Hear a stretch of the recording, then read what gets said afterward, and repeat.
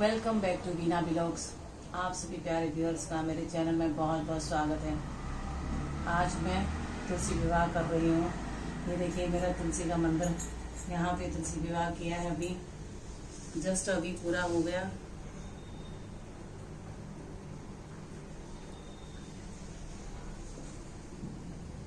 आप जो भी नए व्यूअर्स हो, एक बार मेरा चैनल सब्सक्राइब ज़रूर कर देना। वीडियो को देखिए आगे। थोड़ा सा मैंने शूट किया है वीडियो, तो इस तरह से मैं तुलसी विवाह करती हूँ। आपको कैसा लगा मेरा ये जो पूजन विधि है, मुझे अपना एक कमेंट करके ज़रूर बताइए। चलिए देखते हैं आगे। अर्पण ध्यान लागे मेरा, ओम जय जगदीश हरे। भरी सभा में भक्त जन यही गावे, स्वामी संत जन यही गावे। पार लगा दो मेरी नैया प्रभु, पार लगा दो मेरी नैया, यही अरज मेरी। ओम जय जगदीश हरे। श्याम सुंदर जी की आरती जो कोई जन गावे, हरि जो कोई जन गावे, प्रभु जी जो कोई नित गावे। कहत शिवानंद स्वामी, कहत हरा हर स्वामी, सुख संपत्ति पावे। ओम जय जगदीश हरे, जय जगदीश हरे, स्वामी जय जगदीश हरे। भक्त जनों के संकट, दास जनों के संकट, क्षण में दूर करे। ओम जय जगदीश हरे। बोल अम्बे माँ। ऐसी सुघड़ी में बननी पड़ी रे भंवरिया, ऐसी सुघड़ी में बननी पड़ी रे भंवरिया। बन्ना पकड़ेगा हाथ हुए फिरे पूरे साथ, जरा देखन दे, देखन दे, जरा देखन दे। ऐसी सुघड़ी में बननी पड़ी रे भंवरिया, ऐसी सुघड़ी में बननी पड़ी रे बन्ना पकड़ेगा हाथ होंगे फिरे पूरे साथ, जरा देखन दे, देखन दे, जरा देखन दे। आइए जानते हैं माँ तुलसी की विवाह की कथा। तुलसी विवाह की कथा हिंदू कैलेंडर के अनुसार कार्तिक मास के शुक्ल पक्ष की तिथि को तुलसी विवाह होता है। इस दिन शालिग्राम और तुलसी का विवाह होता है। शालिग्राम भगवान विष्णु के ही प्रतिरूप हैं। नारद पुराण के अनुसार एक समय दैत्यराज जलंधर के अत्याचारों से ऋषि मुनि देवता और मनुष्य सभी बहुत परेशान थे। वह बड़ा ही पराक्रमी और वीर था। उसके पीछे उसकी पतिव्रता व्रत धर्म का पालन करने वाली पत्नी वृंदा के पुण्यों का फल था, जिससे वह पराजित नहीं होता था। उससे परेशान देवी देवता भगवान विष्णु के पास गए और उसे हराने का उपाय पूछा। तब भगवान श्री हरि ने वृंदा का पतिव्रता धर्म तोड़ने का उपाय सोचा।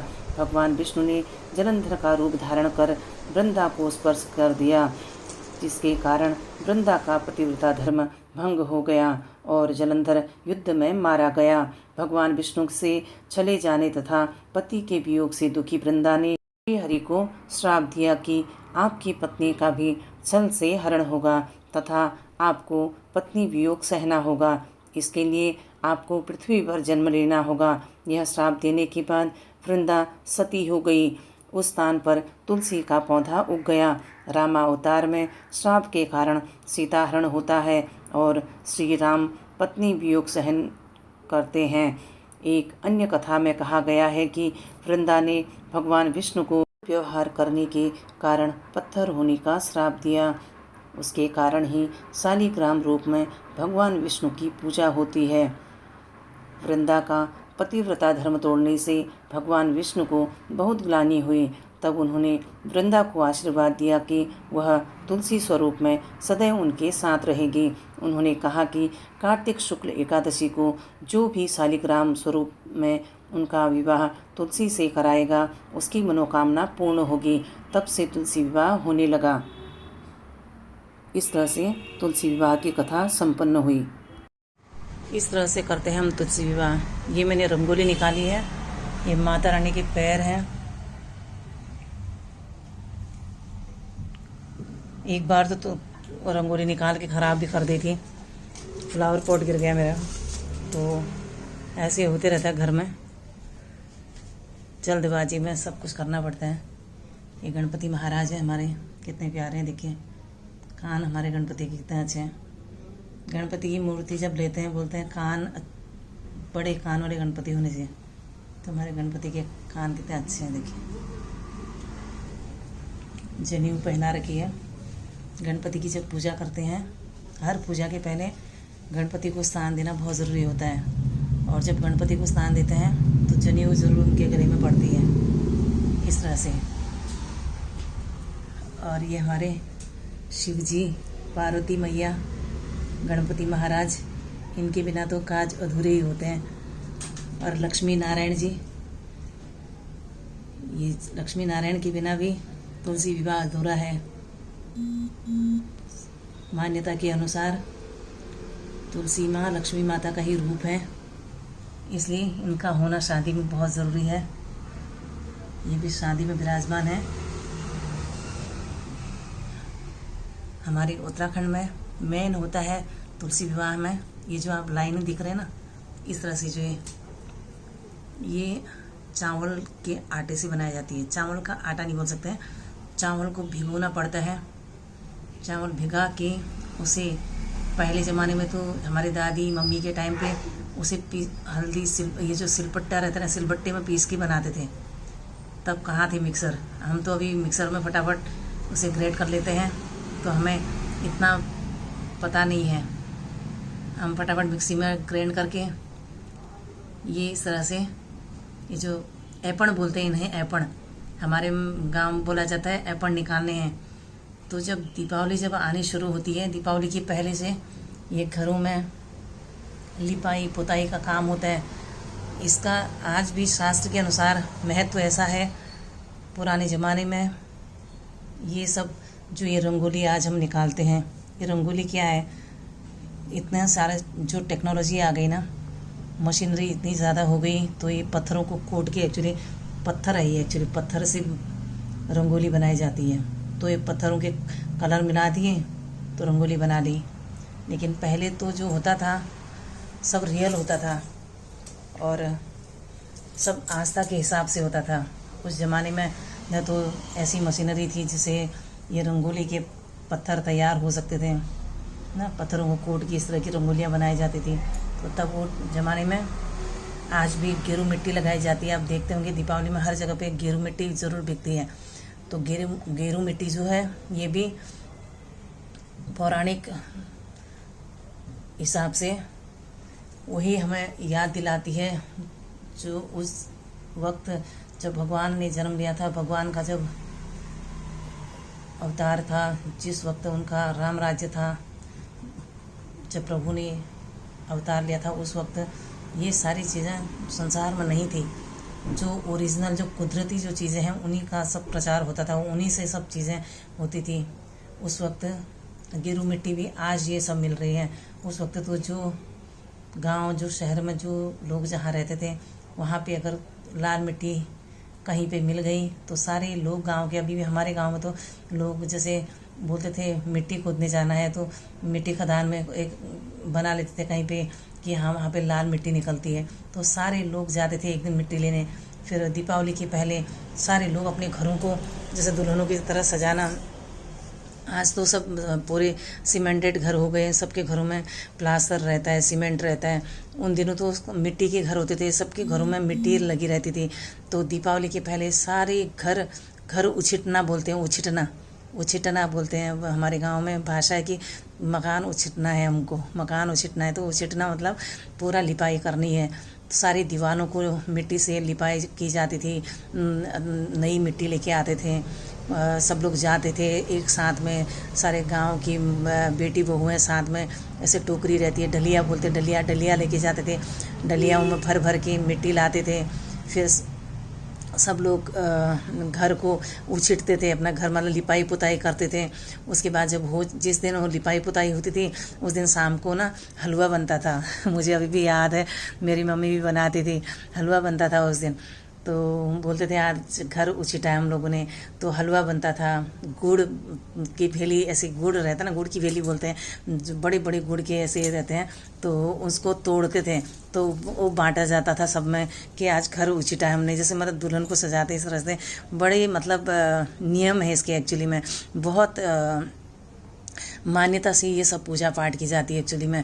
तो फिर वो टाइम पे ऐसा होता था। अभी ऐसा तो कुछ है नहीं, सारे सीमेंटेड घर हैं, तो लोग कलर कर रहे थे घरों में। अगर किसी को कलर करना है तो इतना लोगों में कुछ आस्था भी नहीं है। लेकिन मैं सोचती हूँ, जब हमारे माँ बाप ने जो किया है ना, एक ही तो जीवन मिला है, फिर थोड़ी ना जीवन मिलने वाला है ना। जब हम आए हैं, जब तक हम कर सकते हैं, हमें जो हमारी जो पुरानी जो रीति रिवाजें थी, जो हमारे माँ बाप ने किया, उसे हमें ज़िंदा रखना चाहिए एक्चुअली में। बहुत मज़ा आता है, बहुत अच्छा लगता है। कभी ना कभी ऐसे लगता है ना, जब इस तरह की हम लोग रिपीट करते हैं वो माँ बाप के किए हुए कामों को, तो उनकी याद भी आती है। और मतलब बहुत ऐसा, मतलब इमोशनली बहुत अंदर से ऐसा एक अलग फीलिंग आती है, बहुत ही इमोशनल हो जाते हैं। रोना भी, मैं तो रोने लग जाती हूँ। मतलब बहुत ही ऐसा एक अलग ही इमोशन और अलग ही एक हार्ट से टच रहता है। ये सब चीज़ें मान्यता है और ये चीज़ें हम आज कर रहे हैं। मुझे नहीं लगता है जो आने वाली पीढ़ी है, जो बच्चे हैं, इनको इन चीज़ों में कोई इंटरेस्ट है या इनको ये चीज़ों का कोई मतलब महत्व तो मालूम है। ये लोग ने तो जानना चाहते हैं आज की पीढ़ी के बच्चे, लेकिन मैं बोलूँगी कि ये चीज़ों को जानना चाहिए। अपनी संस्कृति, अपने जो हमारे संस्कार हैं, इनको नहीं भूलना चाहिए। पैसा तो क्या है, किसी के पास थोड़ा सा कम आएगा, किसी के पास ज़्यादा आएगा, पर हमारे संस्कार कुछ नहीं। जो कम से कम हमारे संस्कारों में जो हमारे माँ बाप की जो यादें हैं वो घुली मिली रहती है। हमारे संस्कार जो रहते हैं ना, हमारे माँ बाप ने दिए रहते हैं, तो हमें उसे भूलना मतलब बहुत ही बड़ी बेवकूफ़ी है जो हम उसे भूल जाते हैं। पैसों के पीछे भागना और अपनी किसी ऐसी जो चीज़, जो नश्वर चीज़ है, जो हमारे पास है ही नहीं, जो रहने वाली है ही नहीं, आज हमारे पास है, कल किसी और के पास थी, कल किसी और के पास जाएगी, उनके पीछे भाग के हम जो हमारा मूल जो है उसे हम भूल जाते हैं। हमारी संस्कृति, हमारा जो माँ बाप के जो दिए हुए संस्कार हैं, जो हमारा कल्चर है, कितने मतलब कितने बेवकूफ़ हैं हम एक तरफ से, कितने बड़ी भूल करते हैं दोस्तों। ये जीवन बड़े अनमोल और बहुत ही बोलते ना, न जाने कितने हजारों सालों के कर्मों के फल से हमें ये जीवन मिला है। इस जीवन को इसी तरह बर्बाद करने से अच्छा हम जो हमारा कल्चर है उसे हम मान्यता दें, उसकी हम जो हमारे माँ बाप ने जो संस्कार दिए हैं उन्हें बरकरार रखें। एक बार जब हम ये चीज़ों से निकल जाते हैं ना, फिर हमें याद भी नहीं रहता कि क्या है क्या नहीं, तो इसे हमें भूलना नहीं चाहिए। हमारे माँ बाप ने न जाने कितनी तकलीफ़ों से, कितने दुख सुख से हमें पाला होगा, हमें संस्कार दिए होंगे, और हम आज के ग्लैमर में इस तरह से पागल हो जाते हैं कि सब भूल जाते हैं। लेकिन मैं तो नहीं भूलती हूँ, अभी भी प्रार्थना करती हूँ ईश्वर से कि जब तक जीवित रहूँ ना, हमेशा अपने जो संस्कार हैं उनको फॉलो करते रहूँ। क्योंकि मेरा मानना ऐसा है, मुझे ऐसा लगता है कि हमारे संस्कारों से बड़ा इस जीवन में कुछ भी नहीं है, कुछ भी नहीं है दूसरा। सब कुछ यहीं रह जाना है, यहाँ रिश्ते नाते सब कुछ यहाँ बने इधर ही छूट जाने हैं। लेकिन जो हमारे संस्कार हैं वो आज भी हमारे साथ रहेंगे, कल जब हम नहीं रहेंगे ना तब भी हमारे साथ रहेंगे। जो आज हम कर रहे हैं ना, ये हम अपने लिए नहीं कर रहे हैं। अगर आप देखेंगे ना, जो हमारे अड़ोस पड़ोस में हमारे जो हमसे जो रिलेटेड लोग हैं, हमारे बाल बच्चे, वो सब ये चीज़ों को देखते हैं और सीखते हैं। तो हम क्या सिखा रहे हैं उनको? यही तो चीज़ें हैं जो हम उनको सिखा रहे हैं। अब सीखना नहीं सीखना उनकी ऊपर, मतलब उनकी मर्जी है, उनके ऊपर डिपेंड करता है, उनके मर्जी के ऊपर डिपेंड करता है। लेकिन हमने कुछ किया नहीं, हमने कुछ सिखाया नहीं। अगर इस चीज़ में अगर भूल कर बैठते हैं तो कितनी गलत बात है। ये हमारी रिस्पॉन्सिबिलिटी बनती है कि जो कल्चर हमारे माँ बाप ने हमें सिखाया, हम अपने आने वाली पीढ़ियों को कम से कम बता दें। उसको फॉलो करें नहीं करें उनकी मर्जी है। तो मेरा ऐसा मानना है। तो मैं तो आज कितने साल मेरी शादी के हो गए ना। हमेशा जब से मैं ससुराल में आई, जब मैं कुछ टाइम अपनी सास उसके पास थी, तब तो ऐसे मौका नहीं मिला, क्योंकि घर में सास थी बड़ी, तो वहाँ पे इतना कुछ ये नहीं था। हम नई नई बहुएं रहती तो इतना सब करने को हमको ये नहीं था। आज के जैसी बहुएं थोड़ी ना थी। हमने तो उठो बोला तो उठना था, बैठो बोला तो बैठो। एक हमारे एक अनुशासन में हम लोगों ने वो टाइम वक्त निकाला, तो वो हिसाब से हमने कुछ किया नहीं था। लेकिन जब से खुद से वो करना शुरू किया, न जाने बहुत साल हो गए, मैं कई सालों से इस तरह से तुलसी विवाह करती हूँ। ये भगवान हमारे इस तरह से विराजमान हैं। और यही मैंने जो बताया कि मैं जो रहते चावल का इस तरह से ऐपण, ये ऐपण निकालना बहुत ज़रूरी होता है। हमारे गाँव में सारे लोगों ने ऐपण निकाले हुए। देखिए, ये मैंने माँ को 16 श्रृंगार चढ़ाया है। इस तरह से सब चीज़ें हैं इसमें। और ये सारे जो जिसमें जितने भी डब्बों में तुलसी है, उसमें सब में इस तरह से ये ऐपण निकाले जाते हैं। ये गेरू मिट्टी लगानी होती है। गेरू मिट्टी बहुत ज़रूरी होती है लगानी। इस तरह से गेरू मिट्टी से पहले लिपाई करना है डब्बों को। फिर ये चावल पीसने के बाद इसे इस तरह से ऐपण निकाले जाते हैं। बहुत प्यारे भी लगते हैं, अच्छे लगते हैं बहुत ऐसे। तो ये हमारी रिवाज है। मेन यही है कि लिपाई करना, गेरू से लिपाई करना और चावल पीस के ऐपण निकालना। पहले तो सिलबट्टे में पीस के निकालते थे माँ बाप ना, जैसे पुराने ज़माने में। मैं अभी भी ऐसे थोड़ा सा ज़्यादा नहीं तो दीपावली में और तुलसी विवाह में कम से कम थोड़ा सा गेरू मिट्टी लगा के ये चावल का ऐपण ज़रूर निकालती हूँ। भले ही मैं रंगोली भी निकालती हूँ सारे दरवाज़ों में, हर जगह पे तुलसी में, लेकिन मैं ये थोड़ा सा ज़रूर घर पे शगुन करती हूँ। ये हमारे एक शगुन की तरफ से जैसे शगुन किया जाता है, उसे थोड़ा सा कम से कम घर में गेरू मिट्टी लगा के इस तरह से चावल का ऐपण निकालना चाहिए। ये हमारी संस्कृति है, इसे हमें भूलना नहीं चाहिए। ये मेरा मेन बताना था आप लोगों को। और मैंने भोग लगाया माँ को।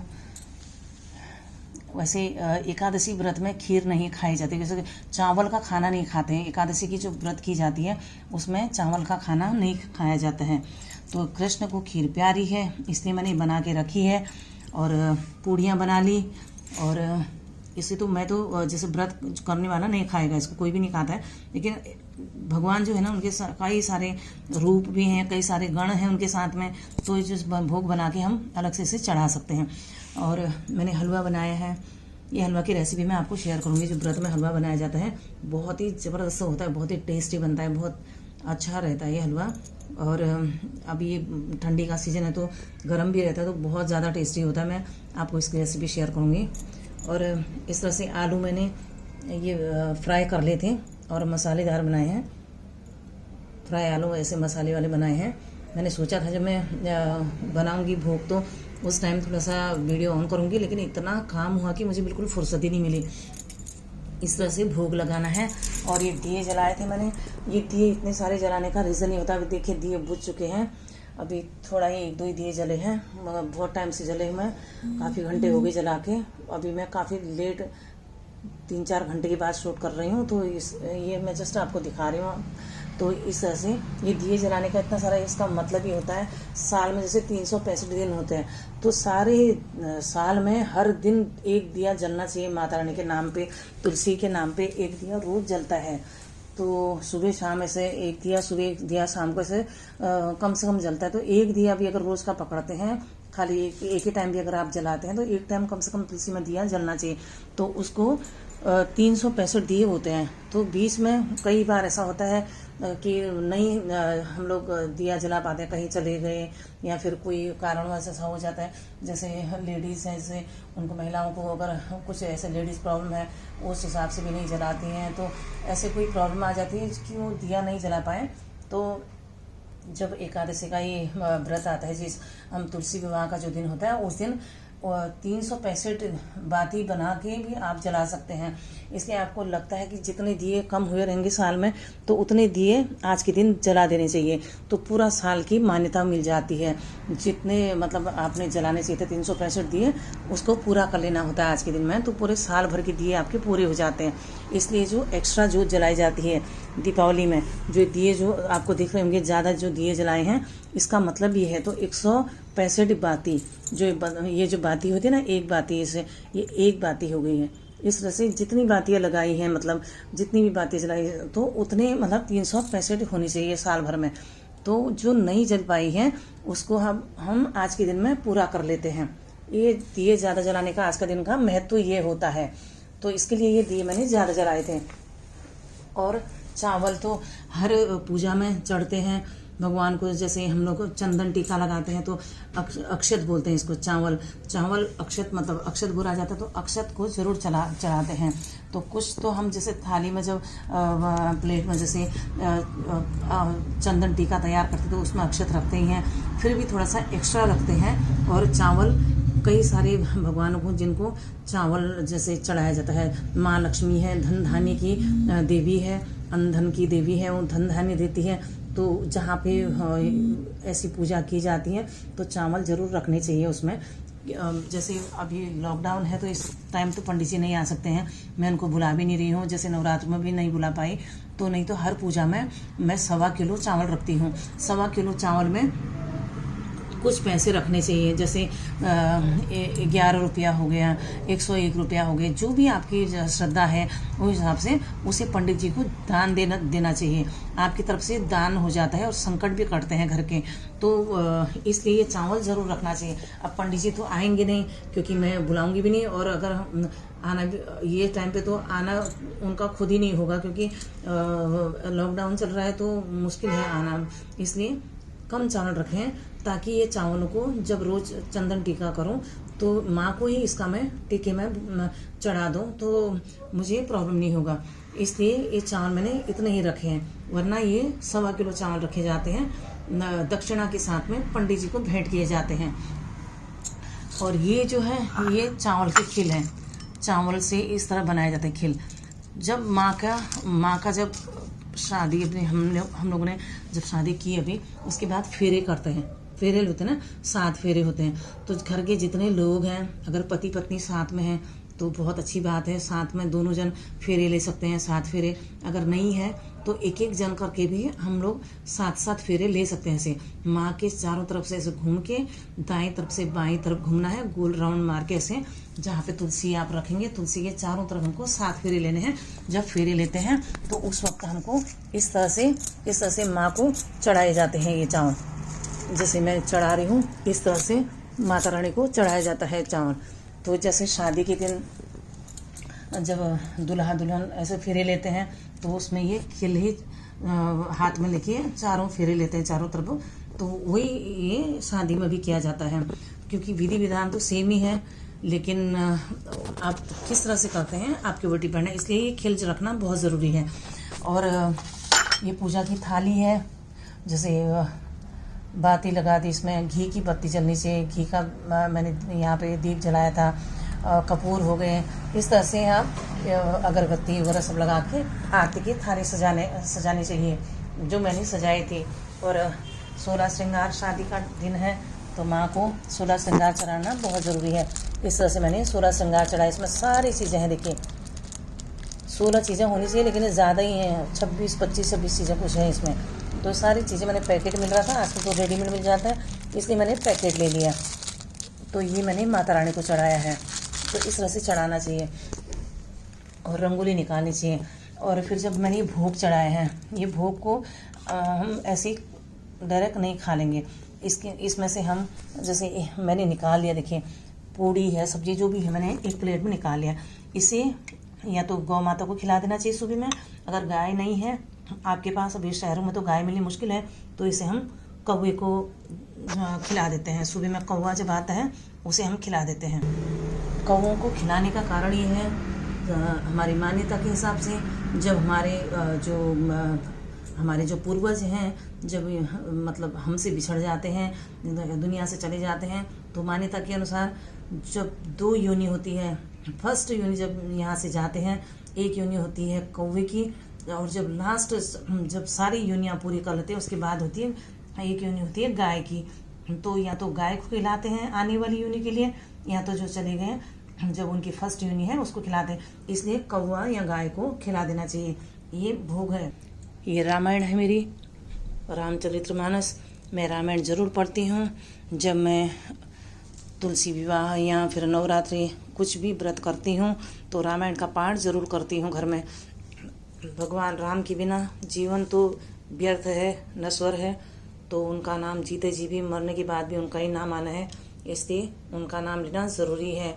और माँ तुलसी जिनका तरोतारण ही भगवान श्री रामचंद्र जी ने किया है, तो भगवान राम के बिना तुलसी विवाह अधूरा है। इसलिए तुलसी विवाह के टाइम तुलसी के मंदिर में रामचरितमानस मेरी जरूर रहती है। इसका भी मैंने पाठ किया है, ये पाठ करना चाहिए ज़रूर। और इस तरह से फल भी चढ़ाने चाहिए, फल चढ़ाना भी बहुत ज़रूरी है।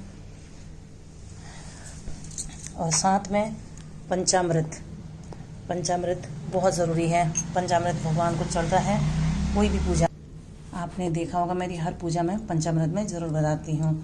ये भी भगवान को चढ़ाया जाता है। पूजा करने से पहले इसे बना के सभी देवी देवताओं के नाम पे इसे चढ़ाना चाहिए। उसके बाद भगवान के चरणों में इसे रख देना चाहिए। जब पूजा पूरी हो जाती है, जितने भी लोग पूजा करने वाले हैं, जितने भी भक्तजन हैं, परिवार के लोग, सबको माँ के चरणों से उठाया हुआ ये चरणामृत, पंचामृत जब हम बना के माँ को चढ़ाते हैं, माँ के चरणों में रख के माँ को चढ़ाने के बाद माता रानी का चरणामृत हो जाता है।